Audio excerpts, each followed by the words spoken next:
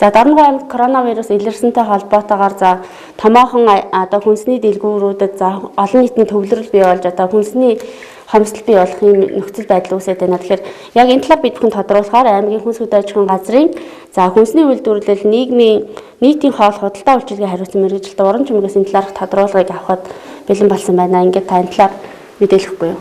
За 2020 оны 3 дугаар сарын 10-ны аймгийн онцгой комиссийн хурлаар л аймгийн засаг даргын өгсөн чиглэлийн хувьд аж ахуйн нэгж томоохон зах худалдааны төвүүд болгоомжтой хэвийн үйл ажиллагаа явуулна гэсэн чиглэл өгсөн байгаа.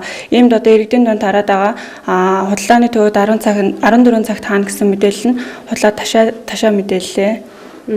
Дорногов аймгийн хэмжээнд яг одоо энэ хүнсний нөөц одоо ер нь ямар хөө төвшөнд байгаа бол за мөн энэ талаар одоо хүнс хөдөө аж ахуйн газраас ямар арга хэмжээг авч хэрэгжүүлж байгаа. За аймгийн хэмжээнд болонгуудаа гамшигын хүн амын хүнсний нөөцийг бүрдүүлэх зорилгоор 6 томоохон аж ахуйн нэгжүүдтэй гэрээ байгуулж ажиллаж байгаа. Үүний дагуу болонгуудаа өдөр бүр нөөцийн мэдээллийг шинжилэн авч байгаа. Одоогийн байдлаар бол хүнсний хомсдол үүсэх эрсдэл байхгүй. Тэгэхээр махны бас одоо хомсдол үүсэх магадгүй ялангуяа томоохон махны дэлгүүрүүдэд бас мах байхгүй гэсэн ийм мэдээлэл бас яваад байна. Махны нөөцийн хувьд болонгуудаа сумдад ковот өгөөд сайн шин замууд суманд мах нийлүүлэх чиглэлийг сумны засаг дарга нарт өгсөн байгаа. Тэгэхээр энэ одоо бас хүмүүсийн төвлөрөл бий болдог ялангуяа хүнсийг их хэмжээгээр нөөцлж байгаатай холбоотойгоор үнийн хөөргөл бий болох хүнсний хомсдол бий болох юм эрсдэл бас байгаа энэ тал дээр. Хүнсний татаа авалтын хувьд болонгуудаа хэвээ явагдаж байгаа.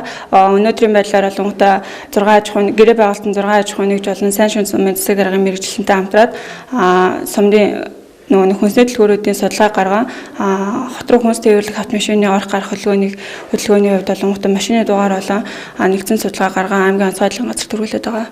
За иргэд олон нийтэд бас анхааруулж өгч хэлнэ. Хүнсний татаа авалт хэвээ өгдөг учраас үнийн хөөрөгдөл болон хүнсний хомсдол үүсэхгүй байхыг иргэд аж ахуйн нэгжид уриалж байна.